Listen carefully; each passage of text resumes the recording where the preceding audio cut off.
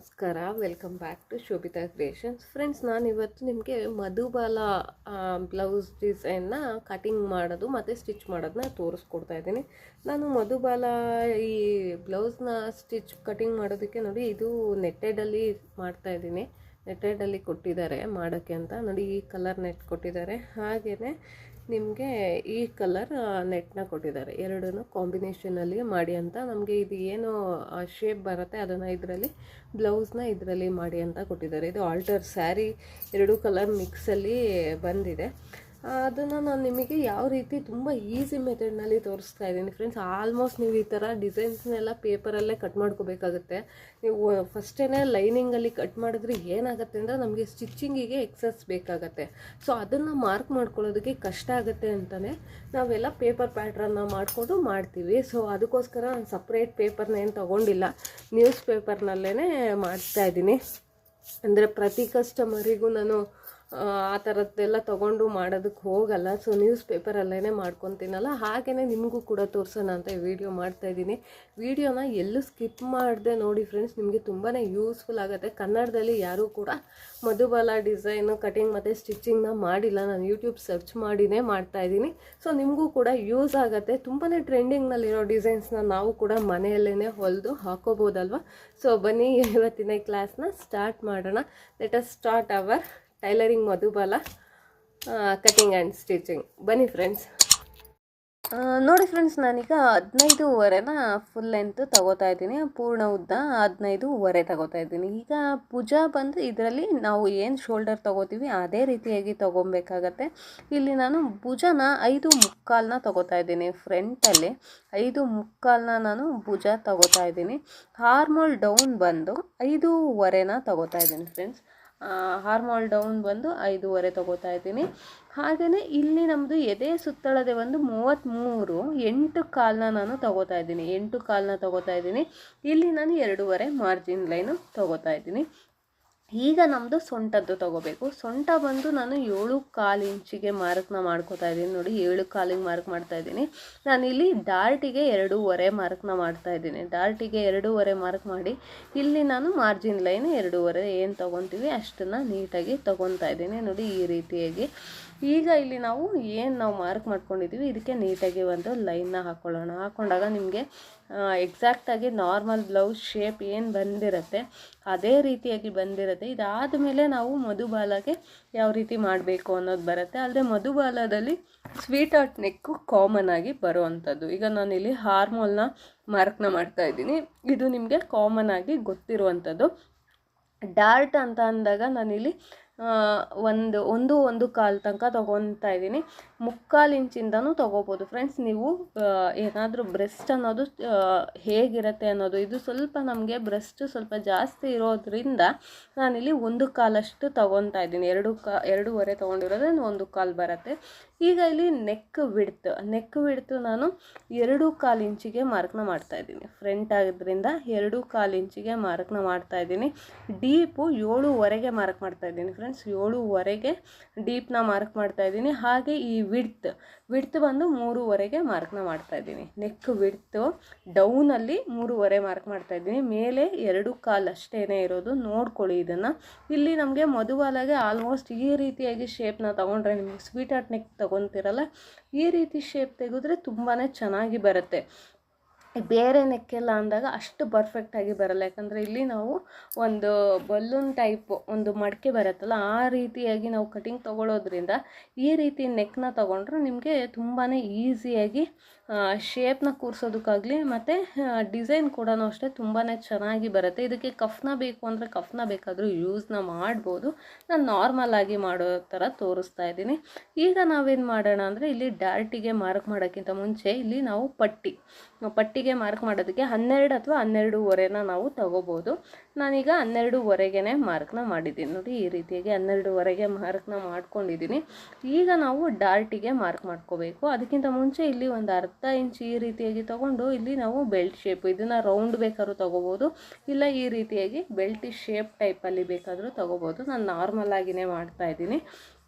ಈಗ ಇಲ್ಲಿ ನಾವು ಡಾರ್ಟಿಗೆ ಮಾರ್ಕ್ ಮಾಡ್ಕೊಳ್ಬೇಕಲ್ಲ ನೋಡಿ. ಈಗ ಇಲ್ಲಿ ನಾನು 10 ಇಂಚಿಗೆ ಮಾರ್ಕ್ ಮಾಡ್ತೀನಿ. ನಮಗೆ ಯೂಶ್ವಲಿ ಡಾರ್ಟ್ ಅಂದರೆ ಒಂದು 2-2.5 ಇಂಚ್ ಬರಬೇಕಲ್ಲ, ಆ ರೀತಿಯಾಗಿ 10 ಇಂಚಿಗೆ ಮಾರ್ಕ್ನ ಮಾಡ್ತಾ ಇದ್ದೀನಿ.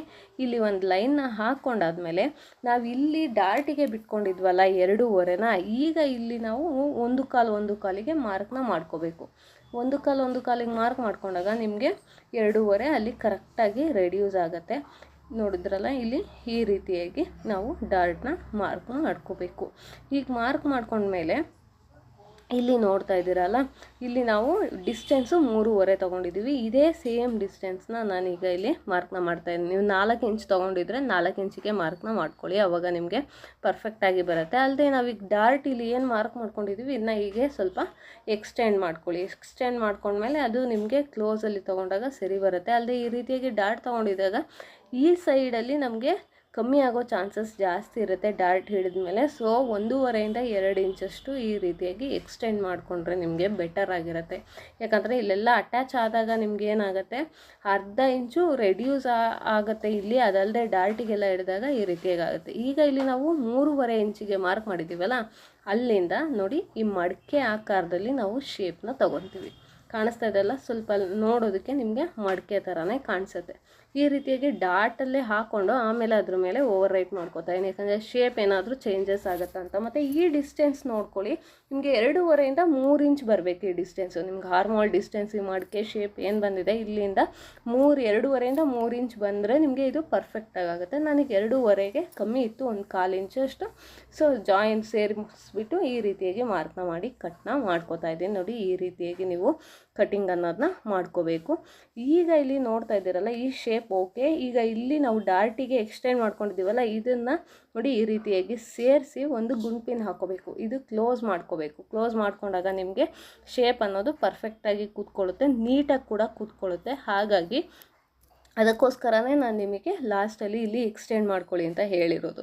ಈ ರೀತಿಯಾಗಿ ಸೇರಿಸ್ಕೊಂಡಾಗ ನಿಮ್ಗೆ ಕಟಿಂಗ್ ಮಾಡೋದಕ್ಕೆ ಸುಲಭ ಆಗುತ್ತೆ.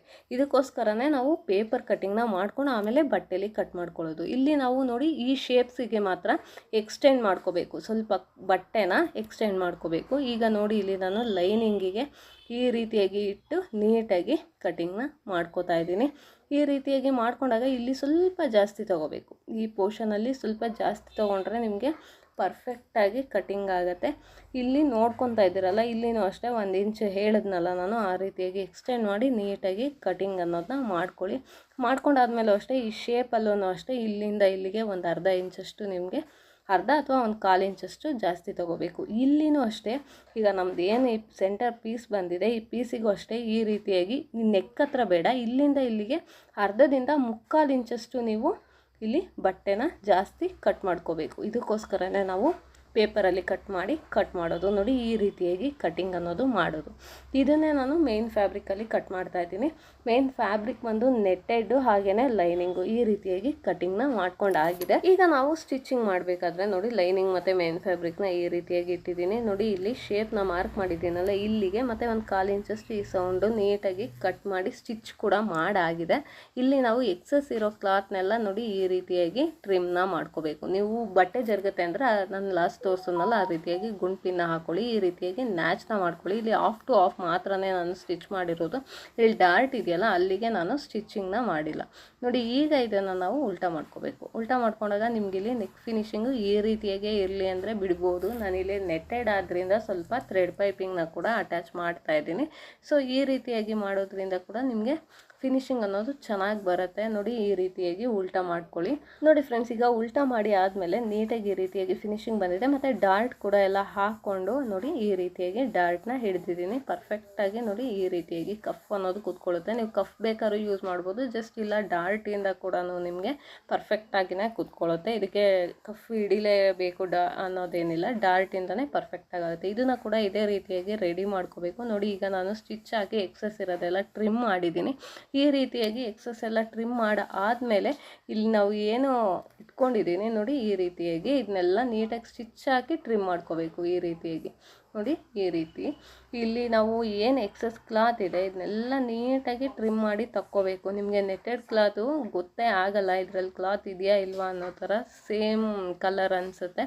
ಸೊ ಈಗ ನೋಡ್ತಾ ಇದ್ದೀರಲ್ಲ, ಇದಕ್ಕೆ ನಾವು ಥ್ರೆಡ್ ಪೈಪಿಂಗ್ನ ಅಟ್ಯಾಚ್ ಮಾಡಬೇಕು. ನೋಡಿ ಈ ರೀತಿಯಾಗಿ ನೀವು ನಾರ್ಮಲಾಗಿ ಹೇಗೆ ಥ್ರೆಡ್ ಪೈಪಿಂಗ್ನ ಅಟ್ಯಾಚ್ ಮಾಡ್ತೀರಾ ಅದೇ ರೀತಿಯಲ್ಲಿ ನೀಟಾಗಿ ಅಟ್ಯಾಚ್ ಮಾಡಿದ್ರೆ ನೋಡಿ ಈ ರೀತಿಯಾಗಿ ಇದಕ್ಕೆ ಪೂರ್ತಿ ಸ್ಟಿಚ್ ಹಾಕಿ ಕ್ಲೋಸ್ ಮಾಡಿದಾಗ ನೋಡಿ ಈ ರೀತಿಯಾಗಿ ಥ್ರೆಡ್ ಪೈಪಿಂಗು ಬಂದಿದೆ.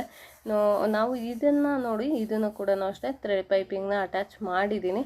ಈಗ ಇದನ್ನು ಇದ್ರ ಜೊತೆ ಇಟ್ಬಿಟ್ಟು ನೀಟಾಗಿ ಈ ರೀತಿಯಾಗಿ ಸ್ಟಿಚ್ ಹಾಕ್ಬೋದು. ನಾನು ಇದಕ್ಕೆ ಒಂದು ಲೇಸ್ನ ಕೂಡ ಅಟ್ಯಾಚ್ ಮಾಡ್ತಾಯಿದ್ದೀನಿ, ಮಾಡೋಣ ಅನಿಸ್ತು ಅಂತ. ನೋಡಿ ನೀಟಾಗಿ ಕಾಣುತ್ತೆ, ಚೆನ್ನಾಗಿ ಕೂಡ ಕಾಣುತ್ತೆ ಅಂತ ಇದಕ್ಕೆ ಒಂದೇ ಲೇಸ್ನ ಅಟ್ಯಾಚ್ ಮಾಡಿ ಆಮೇಲೆ ಇದನ್ನು ನಾವು ಇದಕ್ಕೆ ಅಟ್ಯಾಚ್ ಮಾಡೋಣ ಅಂದ್ಬಿಟ್ಟು ನೋಡಿ ಇದಕ್ಕೆ ಸೆಂಟರಲ್ಲಿ ಮಾರ್ಕ್ನ ಮಾಡ್ಕೊಬೇಕು. ಸೆಂಟರಲ್ಲಿ ಮಾರ್ಕ್ ಮಾಡಿದಾಗ ನಿಮ್ಗೆ ಏನಾಗುತ್ತೆ ಅಂದರೆ ನೀಟಾಗಿ ಕೂರಿಸೋದಕ್ಕೆ ಈಸಿ ಆಗುತ್ತೆ ಅನ್ನೋದಕ್ಕೋಸ್ಕರ ಸೆಂಟರ್ ಟು ಸೆಂಟರ್ ಅಂದಾಗ ನಿಮಗೆ ಪರ್ಫೆಕ್ಟಾಗಿ ಬರುತ್ತೆ. ಮತ್ತು ಹೀಗೆ ಹಿಡಿದು ಸ್ಟಿಚ್ ಹಾಕೋದಕ್ಕಿಂತ ನೀವು ಇದನ್ನು ಹೀಗೆ ಇಟ್ಬಿಟ್ಟು ನೀಟಾಗಿ ಗುಂಡ್ಮೇನಿಂದ ಲಾಕ್ನ ಮಾಡ್ಕೊಳ್ಳಿ.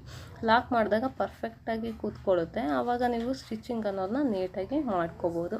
ಸೊ ನೀಟಾಗಿ ಒಂದು ಗುಂಡ್ಪಿನ್ ಹಾಕಿ ನೀಟಾಗಿ ಅರೇಂಜ್ ಮಾಡಿಕೊಂಡ್ರೆ ನಿಮಗೆ ಪರ್ಫೆಕ್ಟಾಗಿ ಕೂತ್ಕೊಳ್ಳುತ್ತೆ, ಎಲ್ಲೂ ಶೇಪ್ ಔಟ್ ಆಗೋ ಚಾನ್ಸಸ್ ಬರಲ್ಲ ನೋಡಿ. ಹಾಗಾಗಿ ಈ ರೀತಿಯಾಗಿ ಗುಂಡ್ಪಿನಿಂದ ಲಾಕ್ನ ಮಾಡಿಕೊಂಡಾಗ ನಿಮಗೆ ತುಂಬಾ ಪರ್ಫೆಕ್ಟಾಗಿ ಕೂತ್ಕೊಳ್ಳುತ್ತೆ. ಹಿಡ್ಕೊಂಡು ಸ್ಟಿಚ್ ಹಾಕ್ಬೇಕಾದ್ರೆ ಸ್ವಲ್ಪ ಮಿಸ್ ಆಗೋ ಚಾನ್ಸಸ್ ಇರುತ್ತೆ. ನೋಡಿದ್ರಲ್ಲ ಈ ರೀತಿಯಾಗಿ ಗುಂಡ್ಪಿನ್ ಹಾಕಿದ್ದೀನಿ. ಈಗ ನಾವಿಲ್ಲಿ ಸ್ಟಿಚ್ ಹಾಕಿ ಎಲ್ಲ ಆಗಿದೆ ನೋಡಿ, ಬಾಟಮ್ ಕೂಡ ಫಿನಿಶಿಂಗ್ ಆಗಿದೆ. ಈಗ ಇದನ್ನು ನಾವು ಎಡ್ಜಸ್ನೆಲ್ಲ ಈ ರೀತಿಯಾಗಿ ನಿಮಗೆ ಫಿನಿಶಿಂಗ್ ಆದಮೇಲೆ ನೋಡಿ ಈ ರೀತಿಯಾಗಿ ಬರುತ್ತೆ. ಮತ್ತು ಕಫ್ ಅನ್ನೋದು ಅಷ್ಟೇ ತುಂಬಾ ಪರ್ಫೆಕ್ಟಾಗಿ ಕೂತ್ಕೊಳ್ಳುತ್ತೆ ಫ್ರೆಂಡ್ಸ್. ಮಧುಬಾಲ ಡಿಸೈನ್ ಅಂತಂದರೆ ಆಲ್ಮೋಸ್ಟ್ ಈ ಥರ ಕಫು ಪರ್ಫೆಕ್ಟಾಗಿ ಬರುತ್ತೆ. ನಾವು ಕಟೋರಿ ಯೂಸ್ ಮಾಡ್ತೀವಲ್ಲ ಆ ರೀತಿಯಾಗಿ ಕಫ್ ಅನ್ನೋದು ತುಂಬಾ ಚೆನ್ನಾಗಿ ಬರುತ್ತೆ. ನೋಡಿ ಸ್ನೇಹಿತರೆ, ನೆಕ್ ವಿಡ್ತ್ ಕೂಡ ವೇರಿಯೇಷನ್ ಬರಲ್ಲ. ನಿಮಗೆ ಕಟಿಂಗ್ ಮಾಡಬೇಕಾದ್ರೆ ನಾನು 2 ಕಾಲು ತೊಗೊಂಡಿದ್ದೆ. ಸೊ 2 ಕಾಲು ಅಂದರೆ 4.25 ಎಕ್ಸಾಕ್ಟಾಗಿ ಬಂದಿರುತ್ತೆ ನೋಡಿ. ಫಿನಿಶಿಂಗ್ ಆದಾಗ ಕೂಡ ಯಾವುದೇ ರೀತಿಯಾದಂತಹ ನೆಕ್ ಶೋಲ್ಡರ್ ಡ್ರಾಪ್ ಕೂಡ ಆಗಲ್ಲ, ಪರ್ಫೆಕ್ಟಾಗಿ ಬರುತ್ತೆ. ನೋಡಿದ್ರಲ್ಲ ಸ್ನೇಹಿತರೆ, ಎಷ್ಟು ಈಸಿಯಾಗಿ ನಾವು ಮಧುಬಾಲ ಡಿಸೈನ್ ಕಟಿಂಗ್ ಮತ್ತು ಸ್ಟಿಚಿಂಗ್ನ ತೋರಿಸಿದ್ದೀನಿ. ನಿಮಗೂ ಎಲ್ಲ ಇಷ್ಟ ಆಗಿದೆ ಅಂತ ಅಂದ್ಕೊತೀನಿ. ಇಷ್ಟ ಆಗಿದ್ದರೆ ಲೈಕ್ ಮಾಡಿ, ಶೇರ್ ಮಾಡಿ, ಕಮೆಂಟ್ ಮಾಡಿ. ನೀವಿನ್ನೂ ನಮ್ಮ ಚಾನಲ್ಗೆ ಸಬ್ಸ್ಕ್ರೈಬ್ ಆಗಿಲ್ಲ ಅಂದರೆ ಮರೀದೆ ಸಬ್ಸ್ಕ್ರೈಬ್ ಆಗಿ, ಪಕ್ಕದಲ್ಲಿರೋ ಬೆಲ್ ಐಕಾನ್ನ ಕ್ಲಿಕ್ ಮಾಡಿ. ನೀವೇನಾದ್ರು ಫಸ್ಟ್ ಟೈಮ್ ನಮ್ಮ ಚಾನಲ್ನ ನೋಡ್ತಿದ್ದೀರಾ ಅಂದರೆ ದಯಮಾಡಿ ಸಬ್ಸ್ಕ್ರೈಬ್ ಮಾಡಿಕೊಂಡೆ ವಿಡಿಯೋ ನೋಡಿ. ಈಗಾಗಲೇ ಸಬ್ಸ್ಕ್ರೈಬ್ ಮಾಡ್ಕೊಂಡಿರೋರಿಗೆ ಧನ್ಯವಾದಗಳು. ನಮ್ಮನ್ನು ಇದೇ ರೀತಿಯಾಗಿ ಪ್ರೋತ್ಸಾಹ ಮಾಡಿ ಅಂತ ಹೇಳ್ತಾ ಇವತ್ತಿನ ಈ ವಿಡಿಯೋನ ಮುಗಿಸ್ತಾ ಇದ್ದೀನಿ. Thank you friends for watching.